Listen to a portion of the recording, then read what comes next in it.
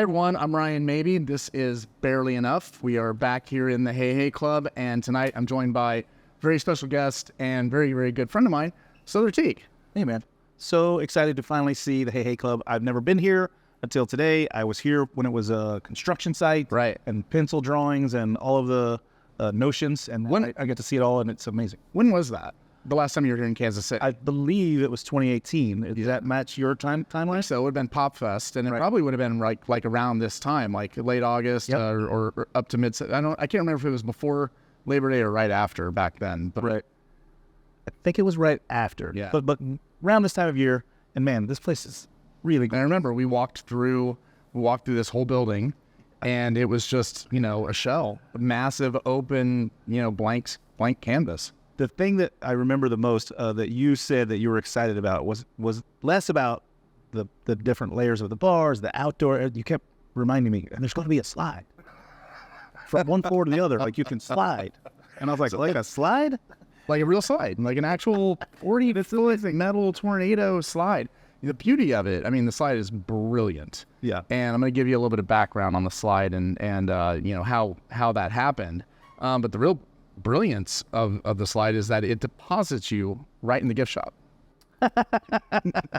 That is brilliant. Now at Amor y Amargo, we have a full-on gift shop out front of the bar that you have to go through to get both in and out. So Yeah. pay on your way out of the gift shop. Exit through the gift shop. So the slide was really interesting. It was actually the brainchild of our master distiller, Nathan Perry. It was his idea. And, during the ideation of this whole concept, we started J. Rieger and Company as a brand first, as a distributed brand first, instead of a place. I think there's this modern trend in little craft distilleries to kind of start off with a tasting room, a bar or two, or that kind of thing, and you're sort of making things in the background, but it's sort of a bar first. We kind of went the opposite direction. And once we did get to the point where we had this really amazing, huge building where we could, build this wonderful, visitor center showroom, we said, no idea is too crazy. Anything goes. So we all kind of sat around. When I say we all, I think it was me, Andy Rieger, his wife Lucy, and Nathan Perry. And we all just said, let's throw the wildest, craziest ideas at the wall and see what happens. And if there was one of those wild, crazy ideas that I, at the time, would have thought there's no chance it happens or it probably doesn't get done, it was the slide. I mean, did it evolve? Did it start as a bat pole? It actually, the original idea was a fire pole. Right. And that obviously was a little dangerous. But it sort of evolved into this slide concept, and I still thought it wasn't going to happen because it was, ridiculously expensive. And then I remember there were insurance concerns and all that. I say, was there legal concerns? Oh, totally legal concerns. I would like to see your interpretation of the face that your lawyers made when you said, "No, I'm serious." Well, I gotta give props to Andy Rieger on that because he's the one that sort of made that happen. And I remember the conversation where they were really not comfortable with it. Having drunk people, from the second floor bar assume they're going, we can right, assume they're drinking, right. And he actually came back with this brilliant logic. It was like, so you're telling me that you think it's safer for them to walk down 2 flights of stairs instead of a controlled tube that gently, deposit them on, right? And well, you got a point. So yeah, that's how the slide happens. And before you leave here, we need to, get a picture of you going down the slide. Done it with my camera in hand. I want the GoPro version. We gotta get a picture of you doing that, put it on the wall down here. I love it. Yeah. Because this place is beautiful. It is the kind of the last vestiges of Negroni week. So you made it Negroni. Yeah. And you used your gin. It did. And I'm a big fan of yours. And this is just standard Negroni from there. It's Campari and what vermouth? I see it over there. I use Cokie, right. Vermouth de Torino, which is my favorite. I love it. Cool. And do you go 1-to-1-to-1? I do. Augment with any bitters at all? No. And then orange twist. Yes. Gorgeous. Standard. Yeah. The standard bearer. Now let's talk about why use your gin. So the reason for other than it's your why not? Right. Other than we're in. Do you carry other gins? Actually, yeah, we do. I mean, we're fortunate enough here to have a full bar. Yeah. And so you'll see we have a full back bar. I mean, we've even got one of our all-time favorites, Tanqueray number 10, which holds a special place in our heart with Tom Nickel. We have Citadel barrel aged gin. Yeah, we do have a handful of others, and the thing is, our gin is a traditional London dry. Mm-hmm. You know, it's a London dry style of gin, which is why it works so well in the Negroni. You know, these classic drinks that were made over 100 years ago, the majority of them were made with a traditional London dry style of gin, or maybe an Old Tom. But when you look at the gin category today and see how it's evolved and expanded to include all these really unique and different, you know, botanicals and the new Western style of gins, some of them are really beautiful and great. They don't always work in those classic cocktails. So I agree. Like I think the one that jumps to my mind, and I'm not bashing on anyone here, I like this gin, but the one that jumps to my mind that people adore but simply doesn't work in a Negroni is Hendrix. Right. Too much rose petal, too much cucumber. You're bringing wrong items to this particular party. So yeah, I'm a classicist when it comes to Negroni. I'm all about that London dry style. I change the ratio. That's why I asked your ratio. I do 1.5, 3/4, gin heavy, because I believe in my heart of hearts that the original Negroni was likely made with gin that was higher in proof. So it was, even at 1:1:1, it was a higher gin quotient. But then I feel like because I've backed down on the bittering agent, I add Angostura. So I do 1.5, 3/4, 2- Ango. That's interesting. Built in glass, not stirred. Yeah. Add ice and all that twist. All right. So, but that's just my no. I love this because we're gonna go down a rabbit hole here and geek out on the. Let's just like focus on the Negroni because it's one of my all-time favorite cocktails. It also might be one of the most polarizing cocktails of all time. Oh, for sure. I mean, people love it, and you know, it's got this history and all this stuff, and now it's becoming heavily branded with Negroni Week, which we just finished. I was about to say, even the most known and probably most popular cocktail in the world, the Martini, doesn't have its own week. No, right? Negroni does. Right, and globally. Yeah, right. It's a big deal, and yet a lot of people hate it.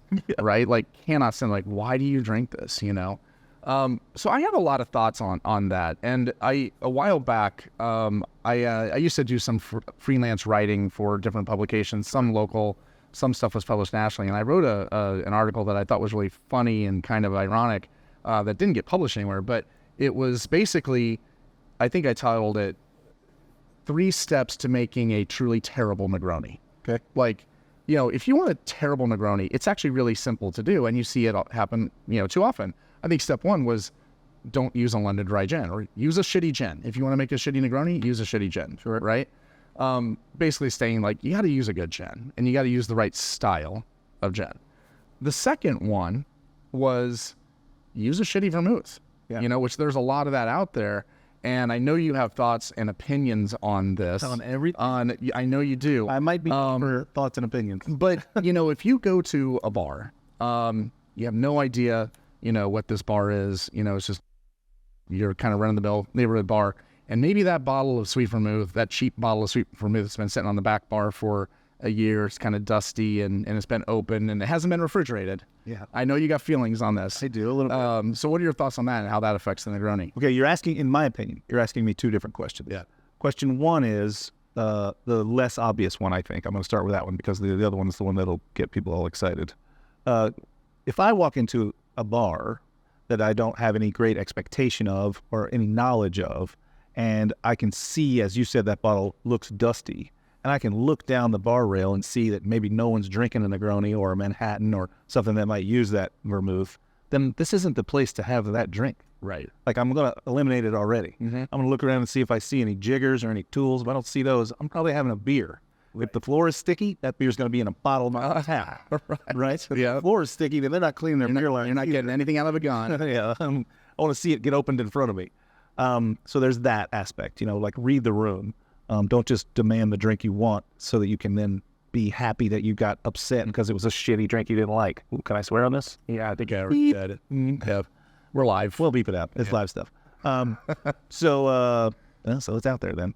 Is there a question coming in? Well, then I want to quickly touch on the refrigerated part. I know as bartender nerds, and that's probably who's watching and maybe who's already asking a question, that we're like drilled over and over, refrigerate your vermouth. I just like to remind people gently that vermouth has been around and popular for longer than refrigeration has existed. So there's not of course the tool exists and we should use it, but if you don't have room in your fridge, it's not going to die overnight. And the second part of that is buy smaller bottles, drink the vermouth you have opened, like move through it at a pace that's going to be okay. Yeah. You know, I don't refrigerate my butter either. It's, probably not the most safe, but that's how it was always done. And they don't put their eggs in the refrigerator in Europe. I don't either. You know, Eric Repair, very famous chef, owner of La Bernardin in New York City, is famous for, being one of the world's best seafood restaurants. And when New York State started doing letter grades, he got a C because every station in the kitchen has soft butter for finishing sauces. And when he got the C, he just said, I'll take the C because I'm not going to change the way I cook French food. And so he was like, Right. world's best seafood restaurant, we got a C, no big deal. Amazing. So anyway, I don't argue against putting your vermouth in the fridge. I simply don't argue for it. Sure. Yeah. I think for me, it all kind of comes down to that with the branding of the Negroni and with the exposure that the Negroni has received in the last several years, Negroni Week and everything. You have a lot of, new drinkers coming on the scene that are trying it for the first time. And if they don't know to look for those things behind the bar, they might be getting a really bad Negroni. I've seen this happen where I've had somebody say this to me before, like, I hate the Negroni. And it was actually a really good friend of mine. I said, look, let me make you one and let me see if you still hate it. And it was a very different experience from that first one that you had. I totally understand the notion that if you fed me well-done steaks all my life, then I'd probably be like, I'm not really that into steak. Yeah, right. But if, right. But if let's call it a ribeye, so we call the cut as well, because there are pieces of meat that need to be cooked all the way. Mm-hmm. So like a ribeye is delicious and perfect when it's just slightly past medium rare, 2 clicks below medium. That's where you want it, so that the fat has rendered enough, but the meat is still pink and juicy. So, but if I'd been fed a well-done ribeye all my life, I'd be like, yeah, I don't like ribeyes. Right. So I understand that there are people who are going to come across and say, like, I don't like a daiquiri. If you've gotten one that's been poorly made, and that's the only way you've ever experienced it, then I can see that. But how it's up to us, I think. It is up to us to educate people. Educate people, to show them the light in life. And as easy as it is to make a really terrible Negroni, it's equally easy to make a good one, or a great one, or one that's transcendent. Yeah. That's what's kind of cool about it. At least one that's right down the middle every time, The one other thing that I was going to say about that is that measuring is really vital in the Negroni, because if you're off, these ingredients are also, aggressive, that if you're off a little bit, it can really throw it. It's nowhere near as bulletproof as a margarita. Right. Margarita, basically 3 ingredients. Well, but if I get a little more tequila in there than I wanted, it's still going to come out fine. If there's a little more lime juice in there than I wanted, It's a little tart, still refreshing. Right. Right. More, I call those bulletproof, right? You can twist the dials kind of in every direction. This one is not that. Like, it's got to be precise. And then that just makes the pieces of the puzzle shine. I always say, like, gin is floral and, herbaceous. Campari is citrusy and, kind of burnt orange, notion to it. Vermouth, especially the Torinos, you use the Coqui Torino in this one, has an inherent sort of cacao flavor happening, right? There's no cacao in there, but it has notes. Has notes. So then suddenly you've got this like chocolatey, burnt orange and floral. Like it's like that orange you get at Christmas time in Europe, and you break it. A lot of things happening in that chocolate orange flavor. And if you get those things out of balance, then it just doesn't quite work. I agree. Absolutely. So we talked about, like, how easy it is to have a bad Negroni. Do you have a Negroni experience that's maybe the best one of all time? Best one you've ever had? I don't think I do. That's interesting because I do drink, obviously, quite a few of them. I think I have some other drinks that I could point to my best experience at. But I think the Negroni is just something that's kind of always been in the background for me. I remember the first real experience of me serving a Negroni is a unique experience. I had just started bartending. This was 23 plus years ago now. Jesus, holy cow, 24 years ago now. And I worked at a restaurant on the Upper East Side of New York City, and this gentleman came in and handed me a bottle that I had never seen in my life, Pontemez, which now I feel is very common. And he brought his own and instructed me on how to build his Negroni. And I think he brought his own, whether he knew it or not. I think he brought his own vermouth because he had experiences where the vermouth was the problem. Wow. Right? The Campari's going to be all right. The gin's going to be all right. The vermouth's going to be the problem. He was a regular at this bar. It was a restaurant bar. And we became friends over the years. Charlie was his name. He sat at that bar 2-3 nights a week. But I was the new guy, and he brought me a bottle of Pontemez. made him a Negroni. So that's the biggest memory I have about a Negroni. Yeah. And I would also say, at that time in my life, I probably had less than 10 Negronis of my own. So seeing someone care about the drink and go through extensive lengths to ensure that the drink was going to be delicious, I think in a lot of ways informed my own personal, just overall bartending approach. Absolutely. I'm going to now care for every component of every drink because the guest cares, so I need to care. Yeah. We had a Thank you for that. I had not thought of that in 20 years. I love that that's the one that you stated, because I had a very similar, truly life-changing experience where a guest actually took the time to walk me through making a drink exactly to his specifications. And it was one that I previously had thought was terrible. And then it changed the way that I looked at it and opened my eyes to, how cocktails can be, the attention to detail in the process and in the tech difference. I think that, and every time I talk to you, I feel like we touch on some philosophical things that enlighten me. You're a great conversationalist. I always enjoy talking to you. I think that we just described the thing that we aspire to do that we maybe didn't realize was done to us, right? We already both agreed that it's up to us to educate, but first we have to get educated. Yeah, absolutely, yeah. We had a really fun question come in. What song would you pair with a Negroni? Oh, I listen to a lot of jazz when I'm at work. Yeah. But I listen to a lot of punk rock when I'm not at work. And I've been putting together some interesting playlists for Halloween coming up, so I've been thinking about that. I'm sorry, I'm getting off topic. I think I would play, honestly, a Negroni is a drink that makes me want to sit down and relax to take 5, as it were. Yeah. Maybe Dave Brubeck's Take 5. Brubeck's Take 5, man. Classic, traditional. Totally classic. Puts you in a mindset of both relaxation and enjoyment. And I think that's what this drink can do. That's great. I love that. Yeah.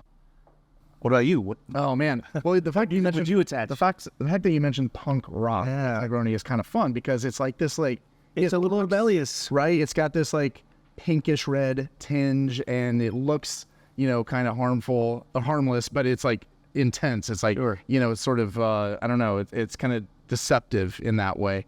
So man, I feel like I should go some punk rock route,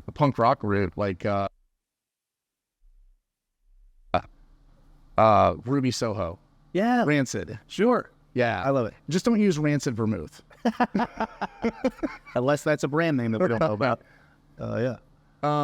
Okay, so you are known primarily, and I know you're very, you have a lot that you've done. You've been a chef. You have been an accomplished chef. But Amor y Amargo, your bar in the East Village, is what you're most known for, and you're an expert in Amaro. Do you have, if you were to recommend to people to have 3 Amari at home, what are your 3 staple Amari? 3. Wow. Normally the question is 5, and I feel like you have 5. I feel like I dialed that in a little bit, but to will it down, I can do 5. Well, let me think about it. I mean, I know that at first it seems like a throwaway, and of course we're talking about the Negroni, so that might taint my view here. But I think even when I do 5, this is on my list. You need Campari. You need Campari because it rears its head in so many classic and modern classic cocktails, and it's kind of a building block of the sort of foundation of cocktail making. So I think Campari, pretty necessary. It's right up there with salt and pepper. We kind of got to have some Campari on the back bar. I think from there, I'd want to have something a little bit more light-bodied and citrusy. So again, Campari, sort of burnt orange and caramel, so citrusy but burnt a little bit, bitter. I would want to have something like Amaro Montenegro, right? Which is orange blossom, so a little bit more floral. It's got some cucumber notes on the backside. It's really easy to drink. And then I would want to go the opposite, right? So if we put a spectrum on 3, we're going to have one that's kind of light body, that's Montenegro, one that's kind of in the middle, that's going to be Campari, and then one that goes kind of maybe the further the other direction. And I would say something like, it's hard for me to whittle it away down to just a few. So I'm going to pick an obscure one so that no one can go get it. Unicum. I'm a big fan of Unicum. Wow. I'm a big fan of Unicum. It comes from the Czech Republic. Yeah. And it in 1970, the New York Times wrote about Unicum and deemed it the Dark Destroyer. So it is big, bold, bitter forward, very dark, pretty viscous on the palate, lingering bitterness. quite medicinal. So yeah, I would have one that's citrusy and bright. Got to have Campari, and then something that's like aggressive. Unicum, if I remember, I haven't heard that brand's name in a long time, but didn't it go through a phase where it actually was bottled under a different brand name? Yep. So again, I love that the show is unscripted and we don't have any of this planned in advance, because it makes me remember stuff. It made me remember that quote from the New York Times. Not that I was around then. I mean, I was around, but I was less than 1 year old. But Unicum is the only brand, and I know we're definitely specifically talking about alcohol here, but it's the only brand of any kind, shoes, tires, cars, that was ever captured by a communist regime and eventually given back. Wow. So Unicum, when the communists took it from the family, the Zwack family, they named the product Zwack, but it's because the patriarch, the grandfather of the family, lied to the communist regime and gave them a false recipe that was close, but not. It was much sweeter, much more watered down. And Zwack gained some popularity during that time, and then when they reclaimed their brand and started making Unicum again, the more bitter version, the more viscous version, there was a bit of a lost market there because there were some people who were like, I like this one. Right. So then they just started making both. That's interesting. Yeah. It wasn't that long ago that they switched back to Unicum. Right. From Zwack. Yeah, like 50s. Right. So, in the grand scheme of things, not that long ago. Interesting. That's really good. I'm going to throw a couple Amaro brands at you, and I just want your thoughts. First one, we haven't talked about it at all. We didn't talk about it earlier, but it was probably the first Amaro that really, it was my introduction to Amaro that I kind of fell in love with and sort of inspired the Cafe Amaro ultimately when I made that. And that's Averna. You're throwing at me. What am I supposed to do with it? Your thoughts? Oh, sure. Averna. I love it. I find that it has a, though there is none of this in the bottle, oftentimes, like I talked about the vermouth, there's no cacao in that bottle, but we get a little chocolatey notes. Though there's none in the bottle, Averna for me strikes a very maple note. Yeah. It's got this like toasted maple vibe. It's like maple sugar, not maple syrup, right? And it's toasted. It's viscous on the palate. It's got some cola notes to it. I love it. And it's sisters to Campari. It's in the same group. I love it. I still love Averna. I think it's a great kind of staple, middle of the road go-to Amaro for me. I think that those kind of words, the brands don't like hearing us say that because they feel like it like sort of makes them sound pedestrian. But you know what? There's nothing wrong with being pedestrian. No. Like if I can find your product, that's a. I mean, if somebody were to ask me, like, what are your three kind of, staple must-have Amaro behind your bar? No, that's going to be one of them. Yeah, right. Okay, I'm going to throw another brand at you, and I just want your impressions, your thoughts. Here we go. This is a brand that I have very, very fond memory, mostly fond, not always fond, memories of my early days of bartending. That I consider Amaro, but I don't know if you do or not. Jägermeister. Oh, I think everybody who knows me knows I'm a huge fan. I do consider it an Amaro. Jägermeister is technically a Krautzer liquor, which is the German word for bitter liqueur, which means Amaro, or is the definition of Amaro. It has 56 ingredients. It's been made and owned by the same family for its entire history, which isn't as long as you might think. It's only in the low 90s or high 80 years. Yeah. The Mast family, they still own. I thought it was like the 20s, right? Yeah. It's got ginger and grapefruit and baking spices like cinnamon and anise, and I love it. Honestly, I love it in what I do for a living, stirred bitter drinks. But it is also a secret weapon in a tropical cocktail.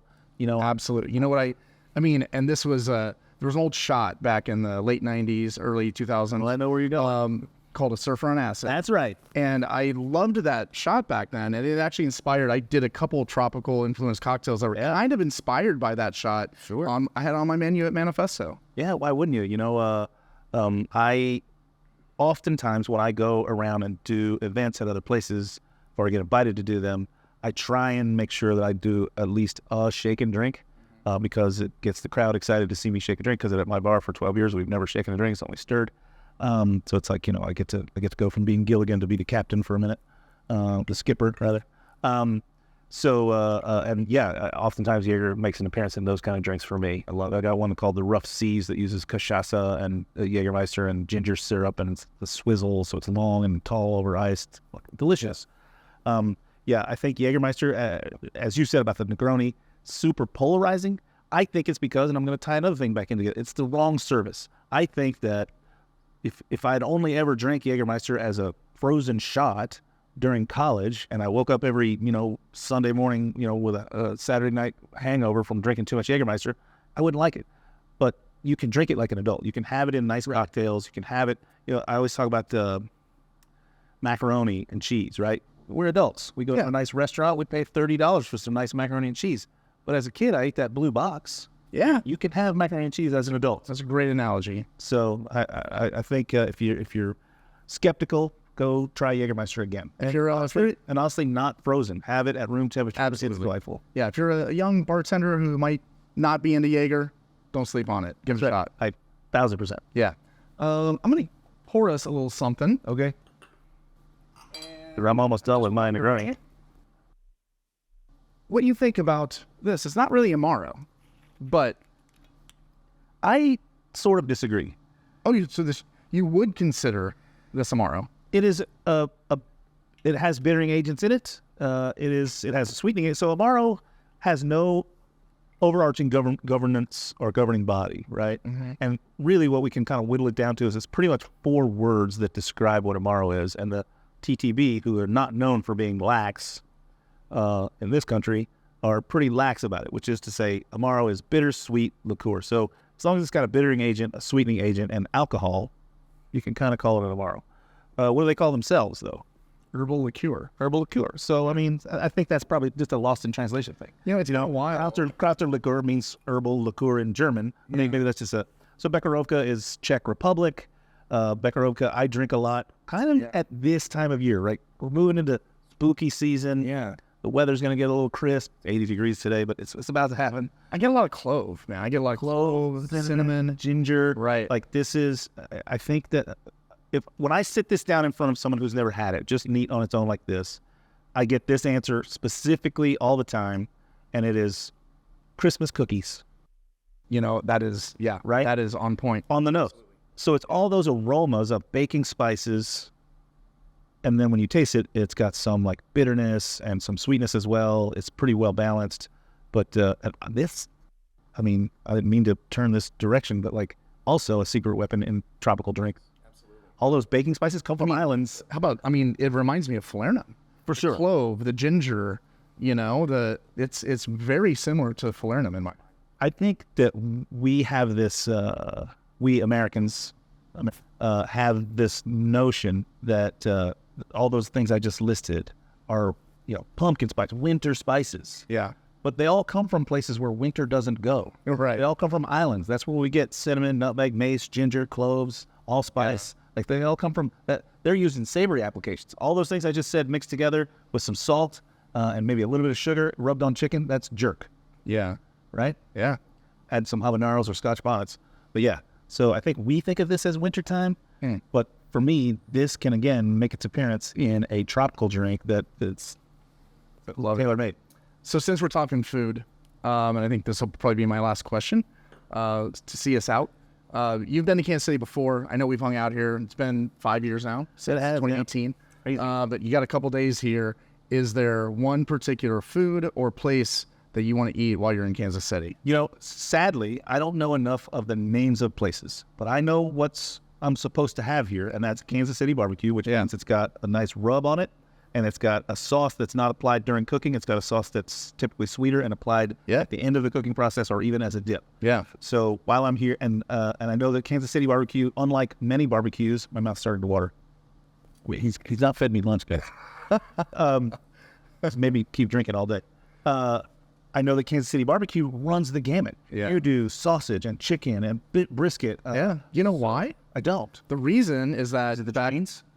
So because of being in the center of the country, back at the turn of the 20th century, we had for decades the largest livestock exchange in the country, and so everything passed through Kansas City, and so everything got used. It wasn't one thing. It wasn't just pork ribs. It wasn't just beef brisket. It was turkey and chicken and fish and it was some weird. I mean, you can see like old menus from back then, like beaver and raccoon and like that wild stuff. But even if you go to like places like Jack Stack today, you can get smoked lamb ribs that are just, oh my God, they're amazing.